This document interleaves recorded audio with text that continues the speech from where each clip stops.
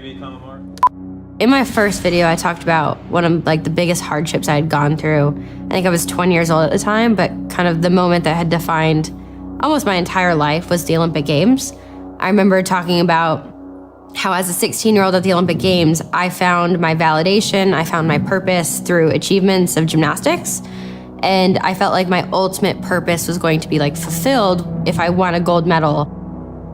Fast forward to the Olympics, I was standing on the gold medal stand. I had the gold medal around my neck and I felt purposeless. I didn't feel like I had a purpose at all. It didn't make sense, so I felt like I turned to God at that moment and found value and validation through Jesus. It wasn't about the medals, it wasn't about the money, it wasn't about anything that I had thrown my way. It was truly about just a greater purpose in life. Since my last white chair film when I was 20 years old, I'd say the biggest shift in life was I got married, which is crazy. I got married to that guy. Hey. Hi.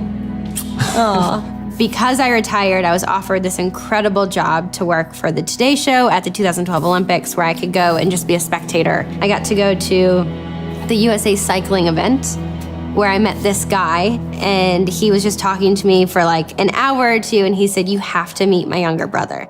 I didn't think I was interested at first. And then 9 months later, we go on another date, and I was head over heels, and I was like, this guy's perfect.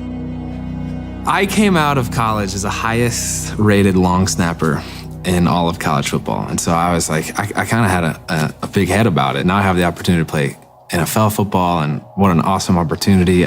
And right off the bat, every day I thought was a day that I was gonna get cut. And sure enough, the day came where I got cut after 4 months of being on the team. In my 4 years, this is now my 4th year, I've signed 6 NFL contracts with 4 different teams. It's tough, honestly. It's taken me 2 years to kind of fully realize that my worth is not in football. It's been so wonderful being married to Shawn for a million different reasons, but her truly understanding the difficulty that I was going through, I'm not sure that I could have made it through that first year after being cut without her being there.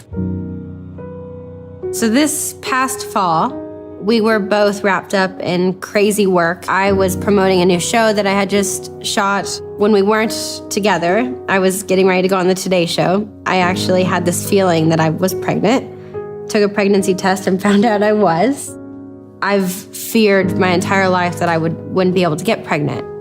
When I found out I was, it was the greatest moment in the world, because it was basically God's miracle of yes, you've hurt your body for so many years, but this can still happen. I went a week without being with my husband before I could tell him. I couldn't tell him on the phone, and I think I freaked him out a little bit, but he came home, told him in person. We both started bawling. And then it was literally the next day that we miscarried. I had these guilty feelings of, if I can't even take care of a child for a week in my stomach, I can't raise a child on my own. I felt guilty to Andrew that I had lost his child, and I felt guilty to God that I had lost his child. It was just this super emotional time. It was probably the hardest thing I've ever had to go through. I've never felt such loss like that, and I didn't know how that was possible. We ended up recording all this and making a video out of it and putting it on YouTube. But it was so cool to hear other people's stories of, hey, I went through the same thing, and to hear their encouragement of how to get through it. I think that made it all worth it. There's no more encouraging words. There's nothing that can really help you through a hard time than knowing the scripture. No matter what you go through, you will always come out of it. And I think if you believe in him and have faith in him, you'll come out stronger than you were before.